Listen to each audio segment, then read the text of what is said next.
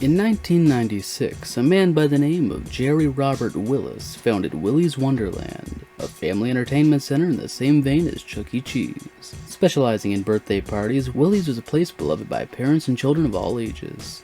But what if I told you, the animatronics love the children far more than the children love them? Bye!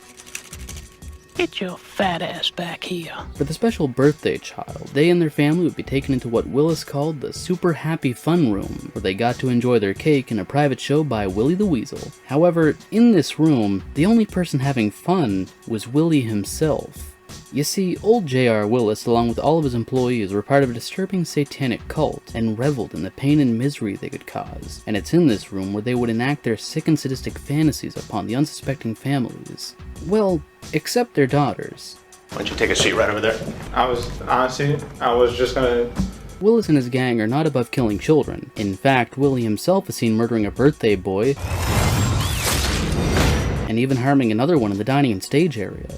Would kill and feast. However, when we see him murdering the boy and his family in the Super Happy Fun Room, the little girl of the family isn't shown being harmed. Instead, she's being pulled away.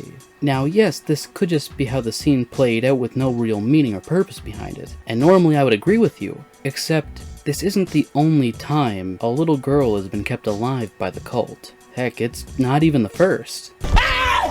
Why are you running? The first instance of the cult's creepy behavior towards young girls occurs several years before the founding of Willy's Wonderland, and before the cult even formed. Before old JR was a children's entertainment mascot by day and a successful business owner by night, he was just a man trying to make ends meet. And one of the jobs he held before this was as a photographer. And it's during one of the photography sessions that he finds his next target, a family made up of a mother, a father, a son, and a daughter.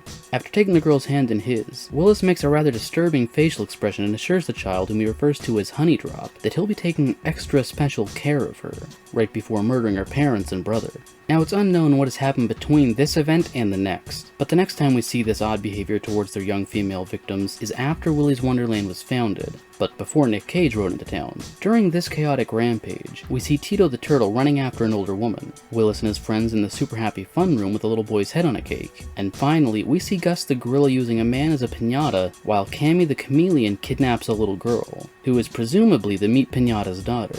Along with this, we even hear the animatronics saying sick and depraved things to children in the movie. Funny enough, both instances coming from Siren Sarah, who, keep in mind, has the soul of a satanic grown man. I hope you don't find the money strapped to my thigh. In both of these instances, Siren asks the child if they'd like to engage in pretty illegal activities. And much later, the present day of the film, when Liv arrives at the Wonderland, the Siren tells her they've been waiting for a girl to play with. And that, ladies and gentlemen, is all we needed to see to determine that Willis and his satanic cult were also abusing children. But hey, that's just a theory. A bad horror theory. Thanks for watching. Looking for more horror fun? You're goddamn right. Then check out the VHS comic book series, a parody of the horror genre that follows the lives of 3 teens as they fight to survive a horror movie, where every day is loaded with blood, boobs, and buds. The first 2 issues can be found in the description below.